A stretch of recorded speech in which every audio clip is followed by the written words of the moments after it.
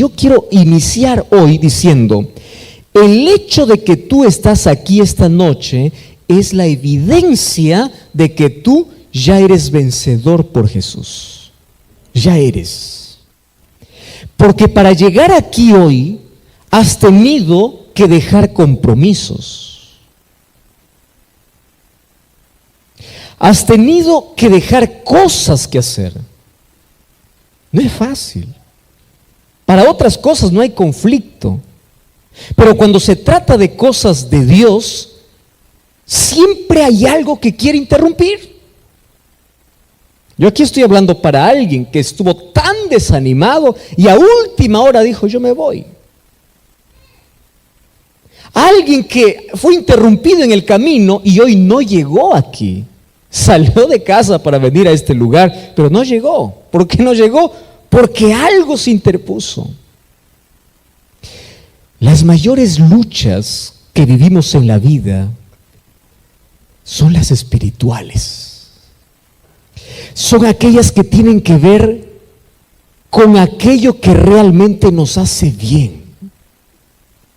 Y ustedes saben que para nosotros poder tener un bienestar completo, necesitamos tener salud integral. Una palabra que pocas veces se usa.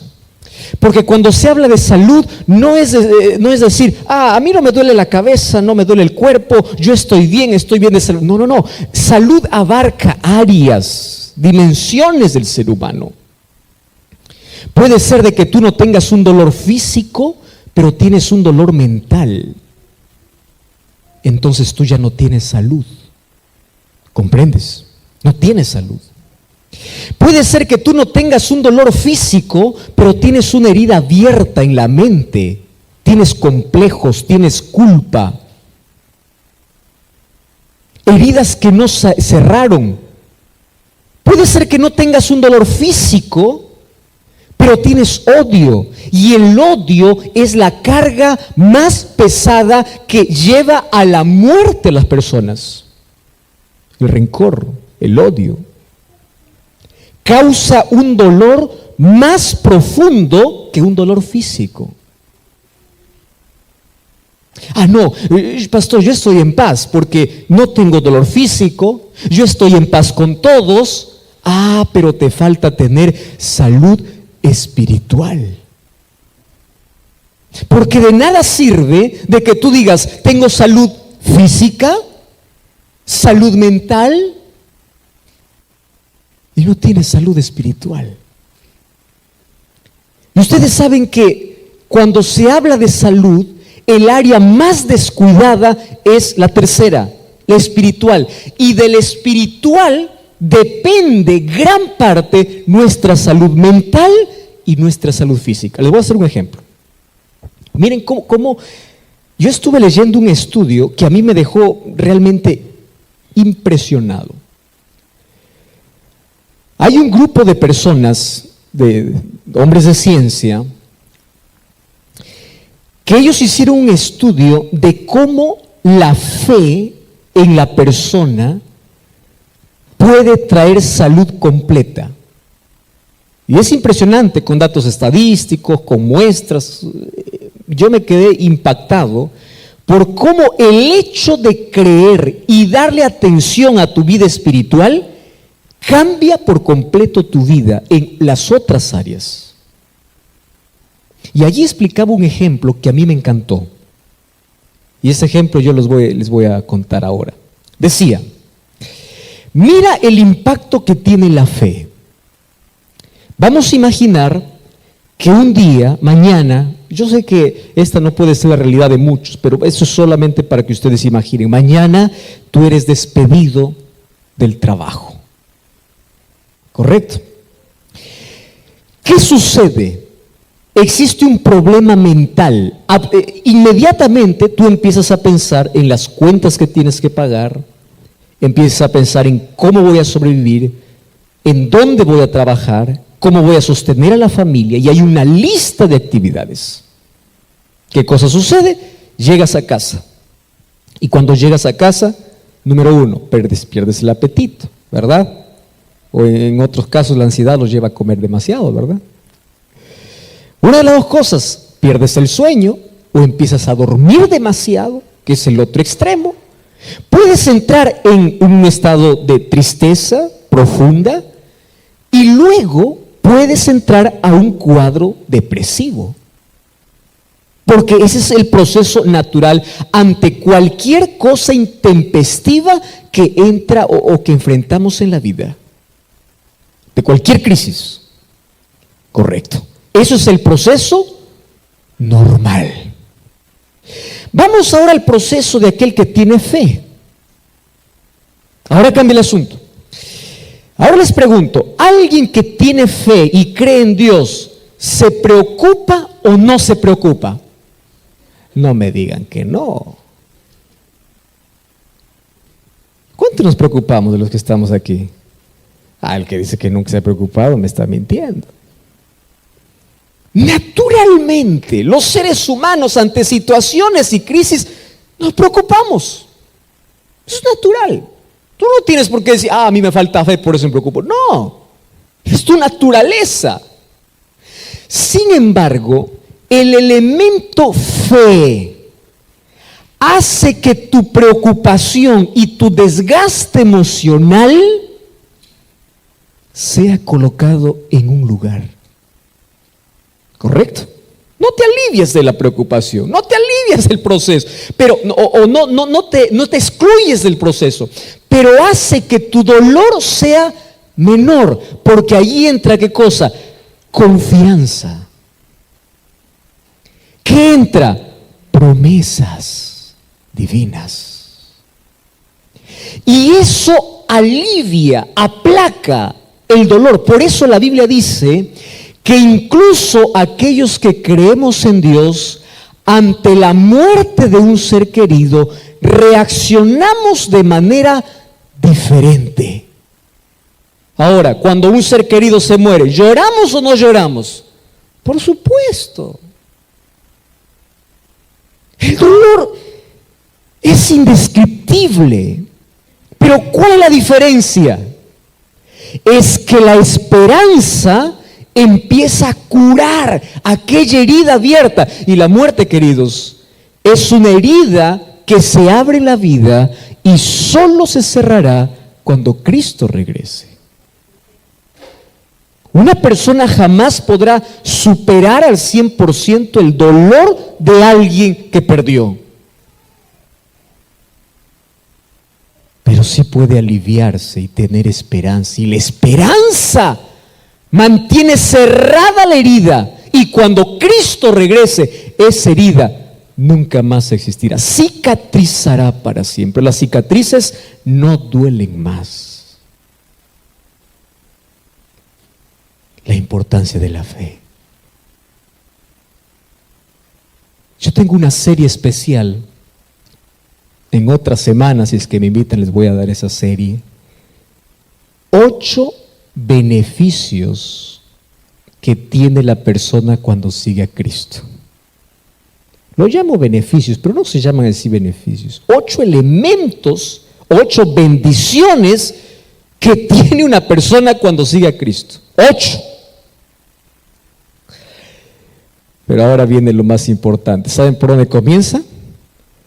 Es que Cristo nunca nos prometió una vida sin dolor aquí en la tierra. Todas sus promesas son: yo jamás te dejaré y siempre estaré a tu lado. No es la bendición del cristiano de aquel falso evangelio que contenta los oídos de miles de personas cuando alguien predica: ven a Jesús y tus finanzas mejorarán. No es ese evangelio que la Biblia dice. No es aquel evangelio que dice: ven a Jesús y todos tus problemas desaparecerán. Eso es un falso evangelio. El evangelio es: vienes a mí, bienvenido al dolor, a la lucha, al conflicto. Bienvenido a la recompensa que tengo para ti. Pero mientras estés aquí, solo demando que seas fiel. Aun cuando no entiendas, sigue siendo fiel. Porque la recompensa para ti no es aquí en la tierra, es arriba, en el cielo. Y ese es el tema que estamos hablando. ¿Cómo ir al cielo? Y ayer ya comenzamos, ¿verdad? Juan capítulo 3. Yo les dije que todas estas tardes vamos a hablar solo de Juan 3.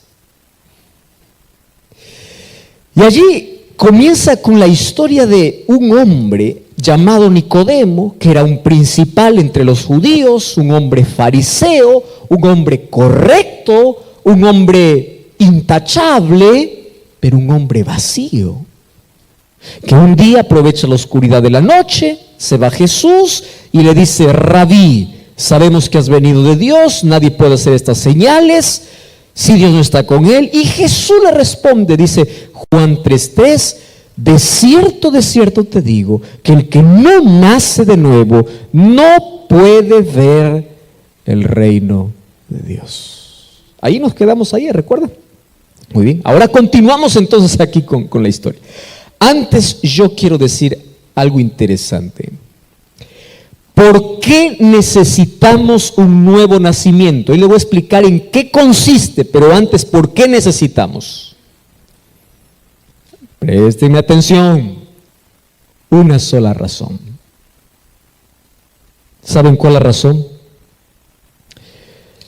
Todos nacemos en este mundo siendo enemigos de Dios. Suena feo, ¿verdad? Muy feo. A mí no me gusta. ¿Qué necesitas para ser enemigo de Dios? Existir. ¿Cómo así? David decía: en maldad he sido formado y en pecado me concibió mi madre. Es decir, ni siquiera tenía edad para pecar y yo ya era un pecador. ¿Y qué cosa es pecado? Separación de Dios. ¿Y qué cosa es separación de Dios? Convertirse en enemigo de Dios. ¿Cómo funciona este asunto? Miren, eso lo vamos a hablar en los próximos días, mas hoy quiero dar un pequeño adelanto de esto. Nosotros pensamos que ser pecador es cometer actos que hacen daño. Por ejemplo, tú eres miserable y pecador porque adulteras, porque robas, porque mientes, porque eres corrupto, tú eres un pecador. No. Por eso tú no eres pecador. Esos apenas son los frutos de tu estado. Es decir, pecado en la vida no es hacer pecado. Pecado en la vida es un estado. Tú vienes siendo pecador. Miren, yo soy peruano. Gloria a Dios por los salvadoreños, que son los que se salvan, ¿verdad? Porque son del Salvador. Yo nunca me había percatado de eso. Para ir al cielo hay que ser del Salvador, sin duda. Muy bueno. Yo soy peruano. ¿Qué hice para ser peruano? Nada. Nacer en Perú. Nací en Perú, peruano. ¿Correcto? Si yo quiero tener otra nacionalidad, ¿qué cosa tengo que hacer? Tengo que pasar por un proceso. No es que yo nazco en Perú y digo, soy americano. No puedo. ¿Dónde naciste? Perú. ¿Qué eres? Peruano. ¿Qué hiciste para ser peruano? Nacer en Perú. Yo no hice nada. Pero si yo quiero ser americano, yo tengo que iniciar un proceso para tener la otra ciudadanía. Ahora fíjate, tú viniste a este mundo de pecado y ¿en qué te convierte? En pecador. ¿Qué hiciste para ser pecador? Nacer. Ya venimos con la naturaleza de pecado. Si tú quieres tener entonces una nueva ciudadanía, ¿Qué necesitas? Allí Jesús te dice, para tener esta nueva ciudadanía, necesitas nacer de nuevo. Y esto es lo curioso. ¿Por qué? Porque si tú naciste allá, tú eres de allá. Y si tú quieres ser de acá, tienes que nacer de nuevo. Señor, pero ¿cómo nazco de nuevo si yo ya nací allá? Correcto, pero aquí estoy hablando de un nacimiento espiritual. ¿Qué necesitas para ser residente americano? La residencia, ¿verdad?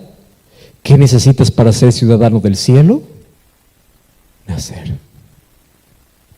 ¿Se comprendió hasta ahí? Amén.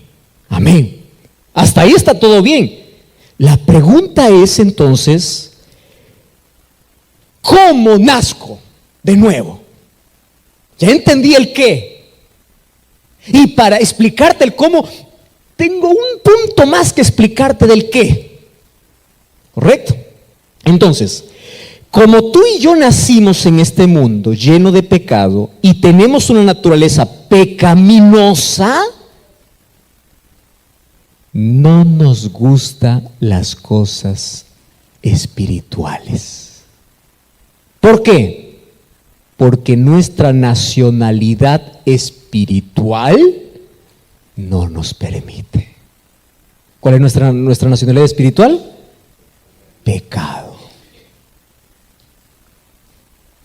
Lo que yo te voy a decir ahora,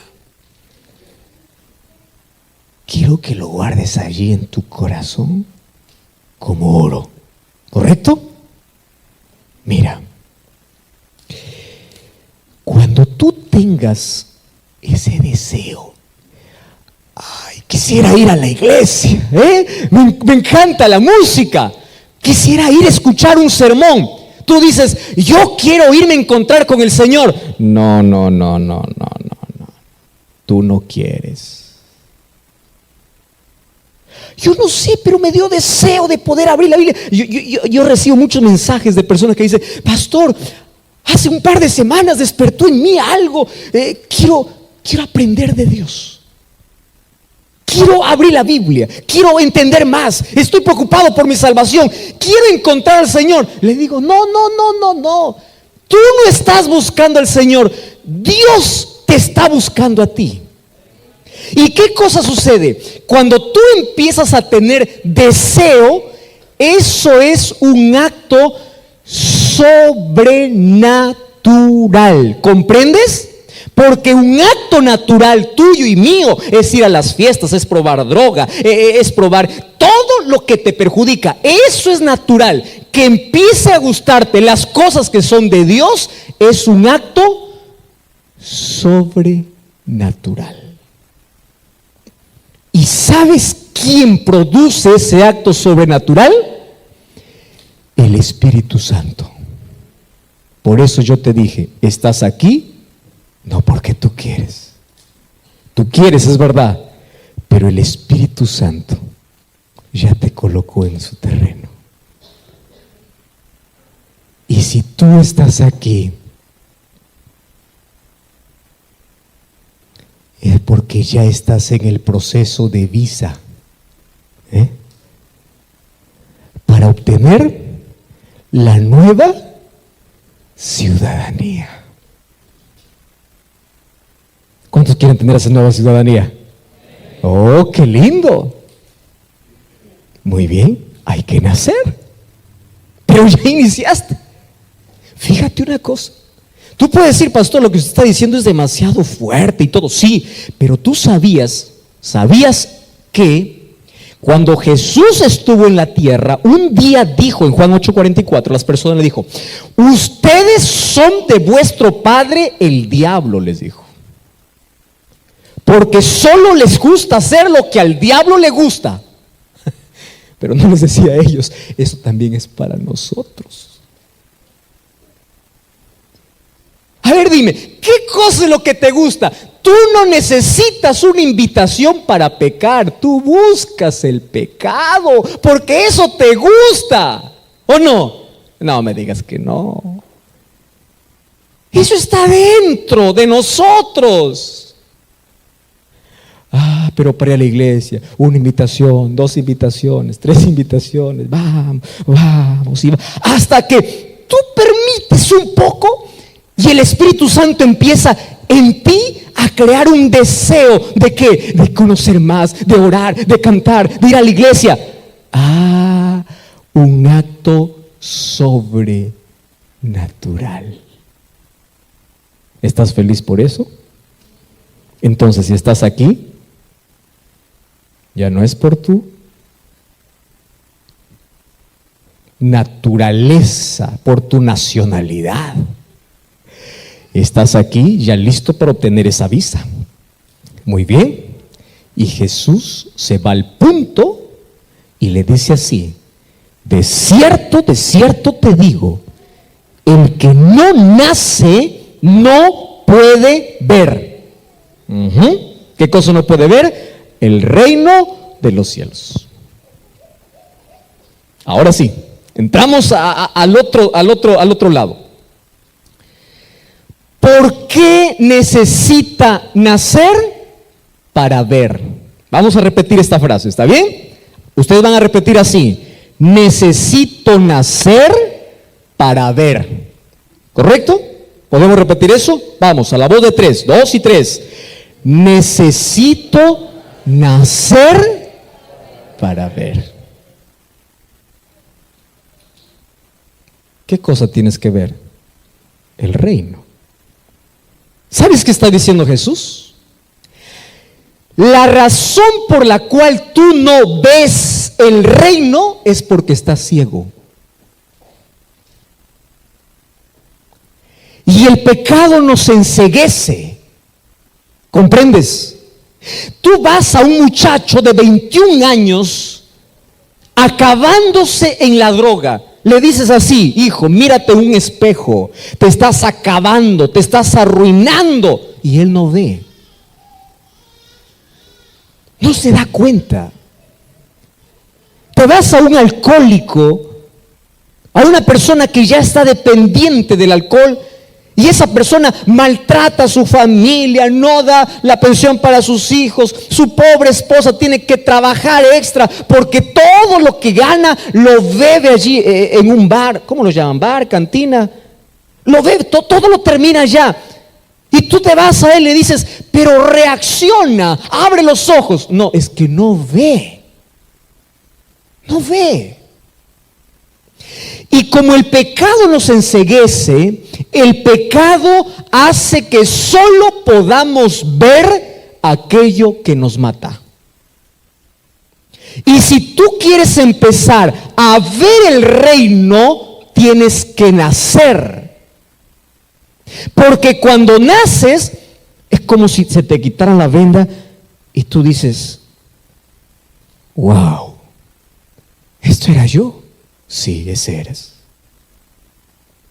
Y antes te centrabas en aquello que te destruye. Ahora empiezas a ver más allá de lo que este mundo te puede ofrecer. Por eso es que para el mundo tú eres loco. ¿Entiendes? Cuando dices: oye, que eres cristiano, oye, tú eres loco. ¿No ves que la vida es para disfrutar? ¿No ves que la vida es placer? Tú dile: ciego. Yo estoy viendo más allá. Claro, como el pecado te enceguece, tú solo ves lo presente, pero cuando yo nazco de nuevo, empiezo a amar aquello que antes odiaba. Qué lindo es la salvación.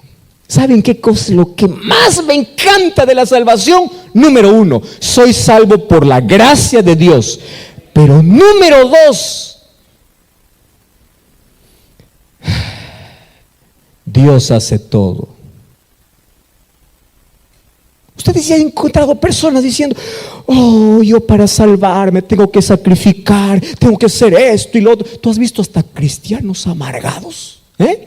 Cristianos que están: esto es pecado, esto no es pecado, cuidadito con esto, cuidado con lo otro. No, querido, no. Cuando tú veas a alguien desviado, lo que le falta todavía es nacer. Y si te voy a poner un ejemplo. Vamos a imaginar, yo hace un buen tiempo estuve hablando con un muchacho.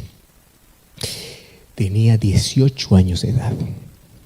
Un día me siento con él y le digo, yo lo que no entiendo, le digo, es que toda la vida tú fuiste adventista. ¿Y por qué ahora dejaste la iglesia?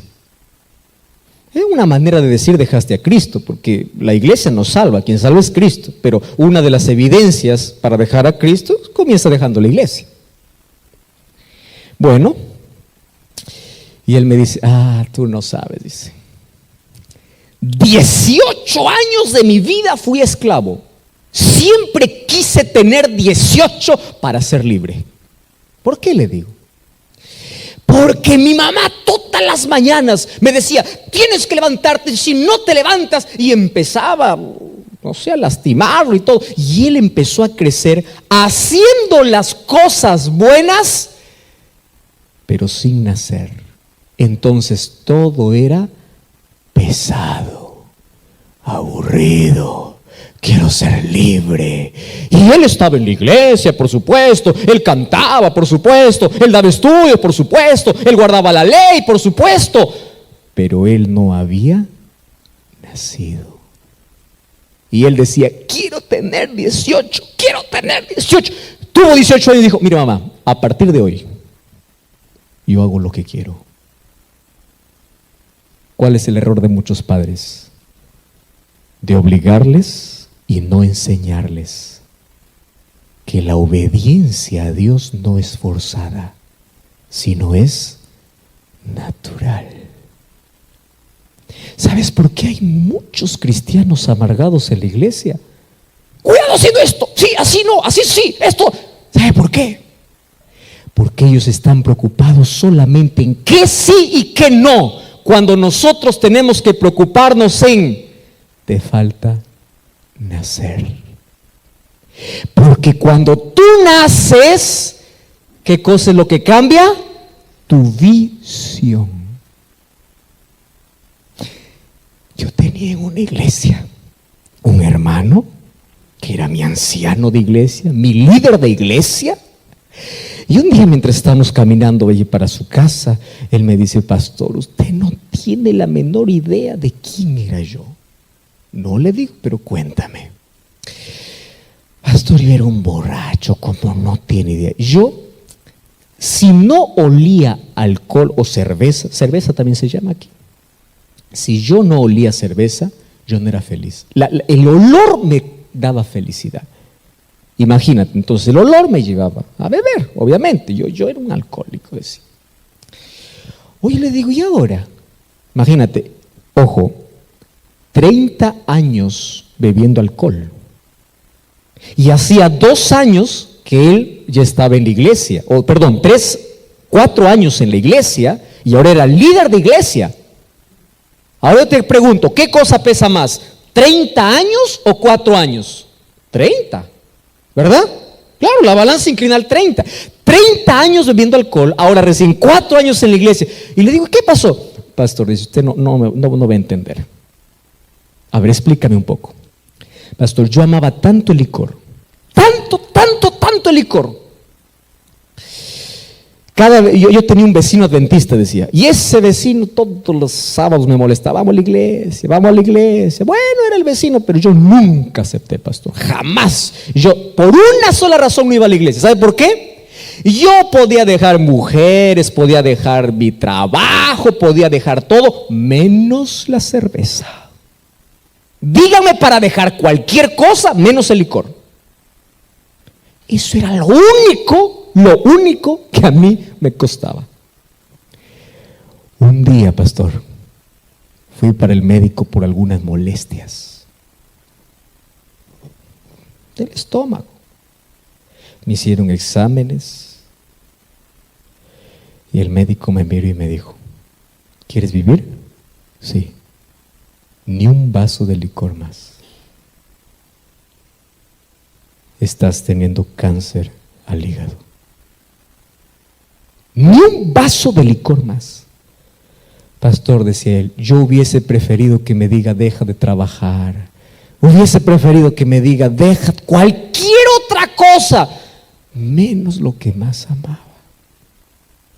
Regresé triste para mi casa. Y ese sábado, mi vecino una vez más, vecino, vamos a la iglesia. Y por primera vez le dije, vecino, ahora sí me voy. Claro, ¿por qué? Quería cambiar.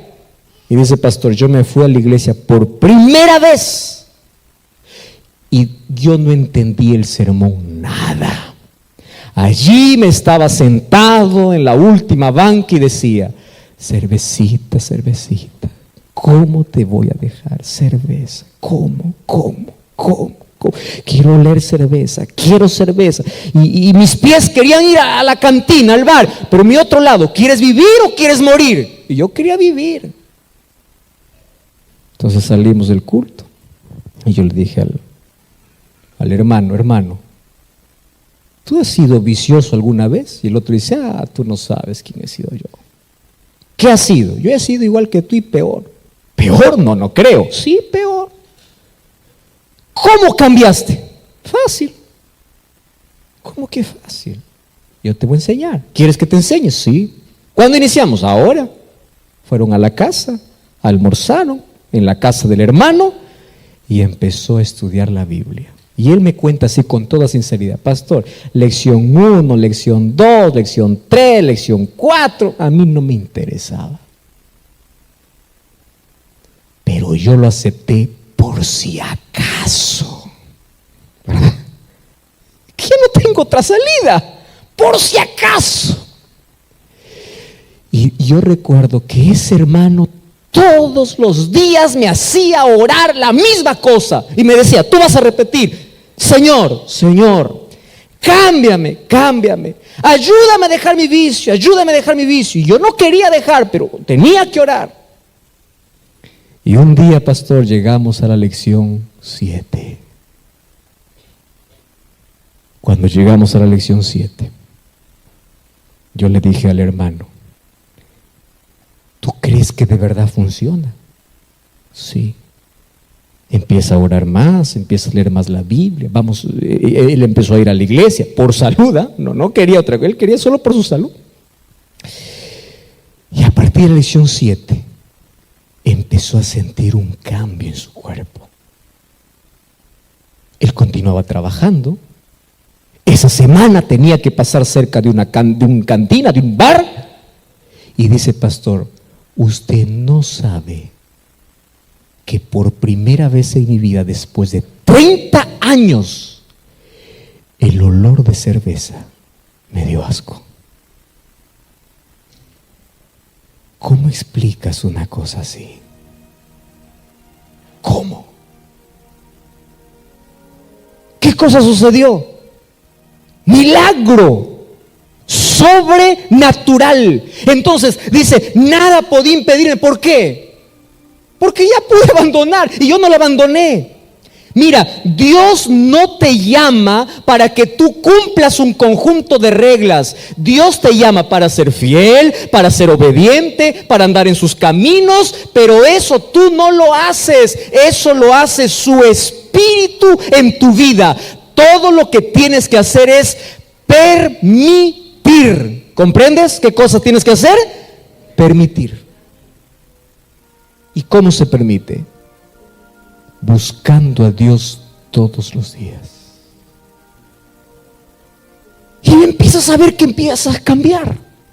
Lo que antes te gustaba, ahora no te gusta más.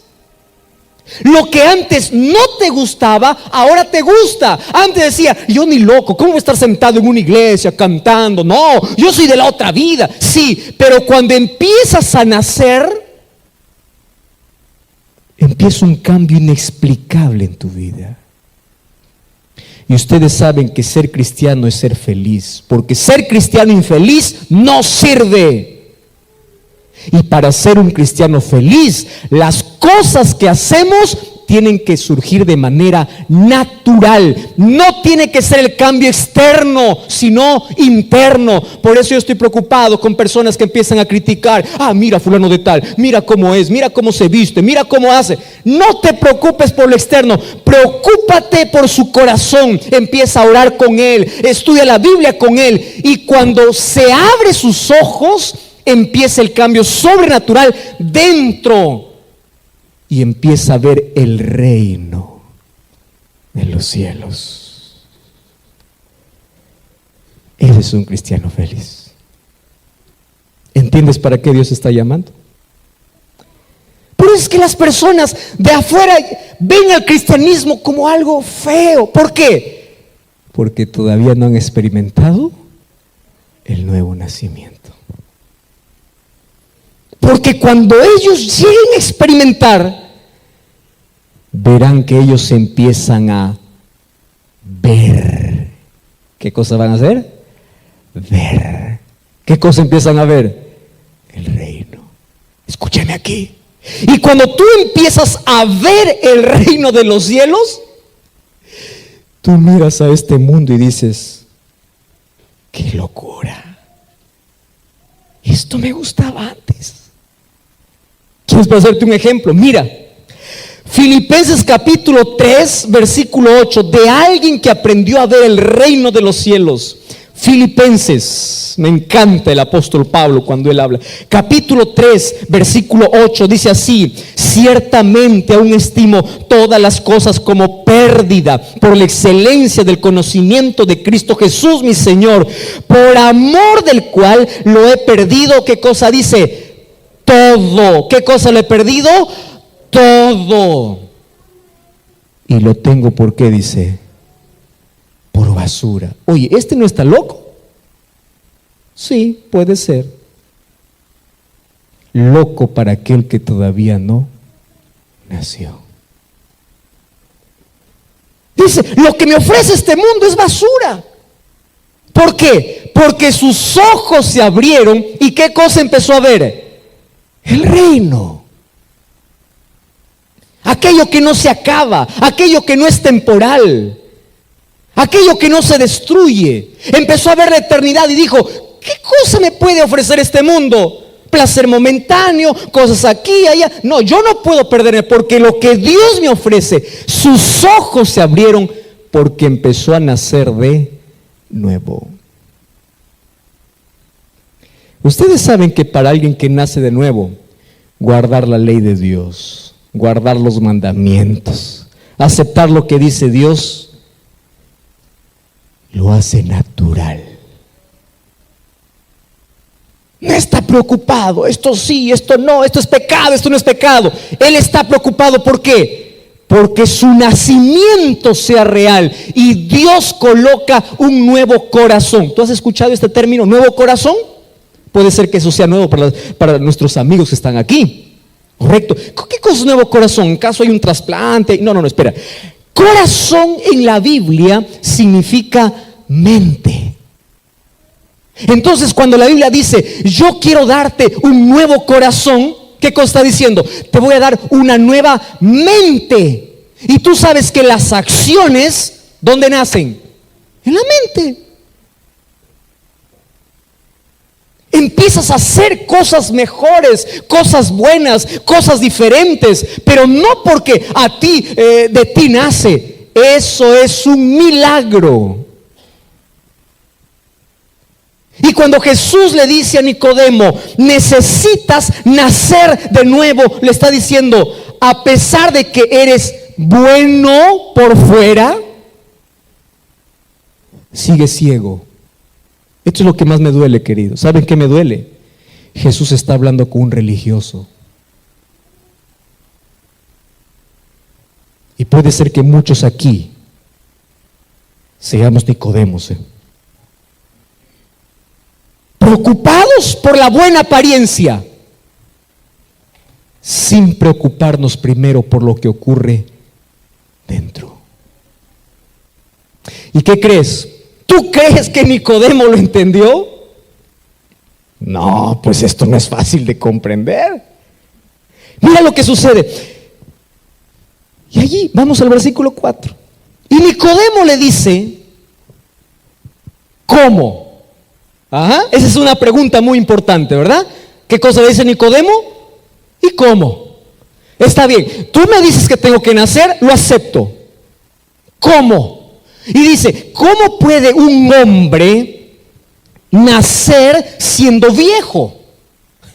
¿Acaso puede entrar una vez más al vientre de su madre y nacer? Jesús le dice, de cierto te digo, que el que no nace ¿de qué? De agua y del Espíritu. Primero le dijo que tenía que nacer. Ahora le explica en qué consiste. ¿En qué consiste ese nacimiento? Nacer de agua y del Espíritu. Eso no voy a hablar hoy día, eso voy a hablar mañana. Eso, por eso tienes que venir mañana. No puede entrar en el reino de Dios. Lo que nació de la carne es carne. Tu nacionalidad es ser pecador, y al pecador le conviene la muerte. Ahora, ¿quieres nacer de espíritu? Tienes que nacer así como te digo. Y para que Nicodemo entienda, porque imagínate, si Jesús te hubiese dicho eso a ti, tú y yo estuviésemos en la misma situación. ¿Cómo? Y mira cómo es Jesús tan maravilloso. Versículo 8. El viento sopla de donde quiere, oyes su sonido, mas no sabes ni a dónde va ni a dónde viene. Así es todo aquel que es nacido del Espíritu. ¿Qué le está diciendo Dios? Ese nuevo nacimiento no es algo que tú lo haces, es algo que el Espíritu lo hace de manera silenciosa. ¿Recuerdan que les dije ayer? ¿Cuál es el mayor milagro que Dios puede hacer en la vida? Transformarnos, cambiarnos. Solo que cuando el Espíritu Santo trabaja, es un trabajo que tú no te das cuenta. ¿Sabes quiénes se van a dar cuenta? Los otros. Mira, un día Jesús llama a 12 hombres que la sociedad de su tiempo no le daría ni siquiera la palabra. Llama a un Pedro, llama a un Juan, llama a un Andrés, correcto. Pero llama a un Juan que Jesús mismo lo llama hijo del trueno. ¿Aquí en Virginia se escuchan truenos? Sí, también hay. Sí, ¿no? Yo vengo de una ciudad donde cuando llueve, óigame, parece que es el fin del mundo. El cielo se pone oscuro, oscuro, oscuro, no importa la hora que sea. Y desde allá viene la lluvia anunciando y esos truenos que a la casa lo remueve. Da miedo, un trueno.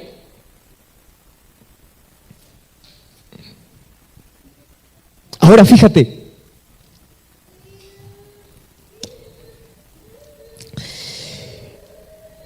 hijo del trueno, explota rápido, tiene un carácter y un temperamento deformado. Pregunto, ¿habrá hijos del trueno esta noche? No levanten su mano, no lo hagan. Y empezó a caminar con Jesús. Caminó. Y la Biblia dice que de los 12 es el único que se atrevía a recostar su cabeza en el pecho de Jesús. Mira la confianza íntima que tenía con Jesús. Y caminó con Jesús. Y un día encuentro a un Juan, hijo del trueno, escribiendo cartas. Primera de Juan, el Evangelio de San Juan, primera de Juan, segunda de Juan, tercera de Juan, Apocalipsis. Y cuando vas a primera de Juan, segunda de Juan, tercera de Juan, dice, ¿quién está escribiendo? Juan. ¿Cuál? ¿El mismo que Jesús llamó? Sí, el mismo. ¿Y qué dice? Hijitos míos. Oye, ¿cuándo cambió? Imagínate a alguien que le conocía. No, este no pudo escribirlo Juan. Ese cuando hablaba desbarataba a todo el mundo. ¿Cómo que ahora, hijitos míos? ¿qué hizo para cambiar? Caminar con Jesús. Nacer de nuevo. Y cambió. Un Pedro lisuriento, un día predicando en el Pentecostés, y 3,000 personas se arrepintieron. Ese hombre que de cada 10 palabras, 8 eran lisuras, ahora está hablando con poder de Dios. ¿Y qué cosa dice Pedro en Hechos 2:38? Convertíos y bautícese cada uno de vosotros para perdón de sus pecados, y recibiréis el don del Espíritu Santo. ¿Qué le está diciendo? Tienen que nacer de nuevo. ¿No les parece lindo? Amén. Y yo voy a terminar esta noche contando la mayor historia de cómo comienza ese nacimiento. Pero esto continuará. Y tú no tienes que perderte la continuación. Y mira, cuando Jesús le cuenta que es el Espíritu Santo quien hace ese cambio, mira el versículo 9. Dice, y respondió Nicodemo y le dice, ¿cómo? Primero le dice, versículo 4, ¿cómo? Jesús le hace la historia del viento. Y luego termina, y él sigue no entendiendo. Como a nosotros, ¿verdad? A veces hay quien tienen que explicarnos de diferentes maneras para que entendamos algo. Y ahí nuevamente Nicodemo dice, ¿cómo? Yo ni siquiera entendí tu historia. Y Jesús le responde y le dice, estoy hablando con un maestro y no sabes esto. Y Jesús le cuenta la segunda historia. Aquí estoy salteando muchas cosas porque esos detalles voy a ver en los próximos días. Pero mira la segunda historia, versículo 14. Como Moisés levantó la serpiente en el desierto, así es necesario que el Hijo del Hombre sea levantado, para que todo aquel que en él cree no se pierda, mas tenga vida eterna. Amén. Si amén está débil, ¿verdad? Préstame atención acá. Nicodemo no está comprendiendo este nacimiento. ¿Cómo? Jesús le cuenta sobre el Espíritu Santo. Tú no lo ves, es silencioso. El Espíritu Santo te transforma, te vuelve en un cristiano sin máscaras, en un cristiano auténtico. Así como el viento, así también trabaja el Espíritu Santo. Y Nicodemo dice, ¿y cómo? Oye, no entendiste nada. Te voy a explicar mejor. Y Jesús le lleva a Nicodemo a una historia que él conocía a perfección. Porque recuerda que él era un religioso. Entonces, como religioso, él conocía bien la historia que le va a contar. ¿Y esa historia dónde está? En Números capítulo 21. Mira, vamos a Números capítulo 21. Números 21:8 dice, y Jehová dijo a Moisés, hazte una serpiente, ponle en un asta, y cualquiera que fuere mordido y mirare a ella, vivirá. Y Jesús le dice, así como Moisés levantó la serpiente, así es necesario que el Hijo del Hombre sea levantado. Ahora sí, préstame toda la atención del mundo, porque ahora voy a hacer el resumen de todo lo que te he dicho en una sola palabra. Pero espera que diga primero algunas cosas antes de esa palabra. Le dice así, bueno, Nicodemo, voy a usar mi último recurso, que es la imaginación a una historia. ¿Recuerdas tú, Nicodemo? Tú conoces bien esta historia, que hace muchos años atrás, cuando Israel estaba en el desierto, un día ellos empezaron a criticar a Moisés, a alejarse, a rebelarse contra Dios, y aparecieron serpientes. ¿Recuerdan ustedes esa historia? Muchas serpientes. Y las serpientes eran venenosas. ¿Ustedes alguna vez han tenido serpiente en casa? ¿Se ha metido una vez a casa? ¿A cuánto les gustan las serpientes? Nadie, ¿no? Ya. Una serpiente, solo pensar que una serpiente te persigue y te pica, ya es terrorífico. Ahora, muchas serpientes, ¿qué hacían las serpientes? Mordían, y la gente empezaba a morir.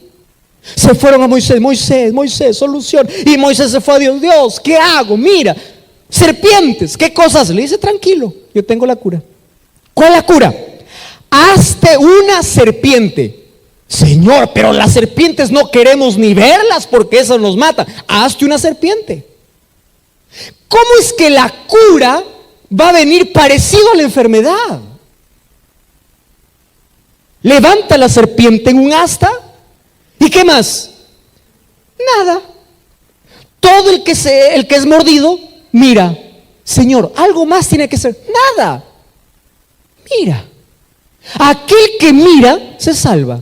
El que no mira, muere. Oiga, qué curioso, ¿verdad? Imagínate que mañana te muerde una serpiente, te vas al hospital y el médico viene con un libro grande y dice, te voy a mostrar serpientes. ¿Cuál serpiente te mordió? Tú dices, esta serpiente. Y te dice, míralo bien y te vas a sanar. Es una locura, ¿no? Oiga, doctor, yo no he venido para identificar serpientes, yo he venido para ser curado. Sí, pero si quieres ser curado, míralo. ¿No les parece esto realmente una locura, algo ilógico? Sí, a mí también, pero con Dios no funcionan las lógicas. A Dios se obedece sin discutir. ¿Y sabes a dónde les estaba llevando Dios? A un acto de fe. ¿Comprendes esto? ¿A dónde los estaba llevando Dios? A un acto de fe. Y la fe está ligado ¿a qué? A la obediencia. No me digas que tienes fe y no quieres obedecer. No. Yo quiero que te pongas en un lugar de un israelita. Ponte en un lugar de un israelita.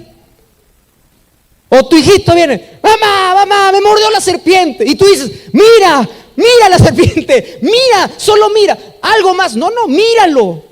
Lo miraba, creía, lo miraba y se salvaba. ¿Y qué dice Jesús? Así como Moisés levantó la serpiente, el Hijo del Hombre será levantado. Voy a resumir mi sermón en una sola palabra. ¿Quieres nacer y quieres salvarte? Mira a Jesús. Pastor, yo no quiero ser bautizado porque la iglesia está lleno de personas malas, hipócritas. ¿Quién te dijo que mires gente? La gente te va a matar. No, pastor, yo me salgo de la iglesia porque en la iglesia el anciano, el pastor es malo, el diácono es malo. Me miró feo. No sabe, pastor, cómo me miró. ¿Quién te mandó a mirar la cara de un hombre?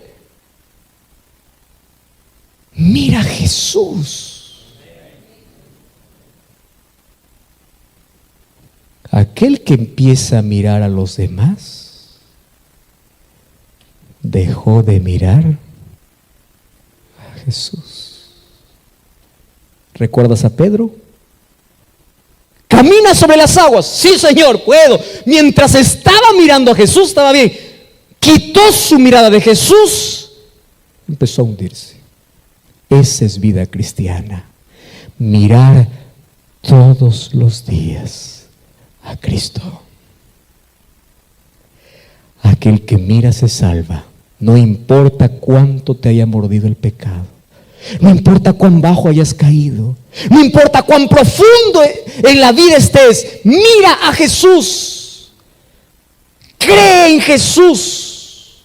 Acepta a Jesús.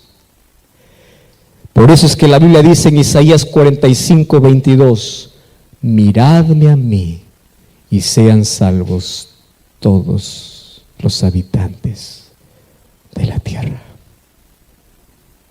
Y en esta noche, en el nombre de Jesús, en el nombre de Dios, yo te voy a invitar a mirar a Cristo. ¿Entendiste? No me mires a mí, soy un pecador imperfecto.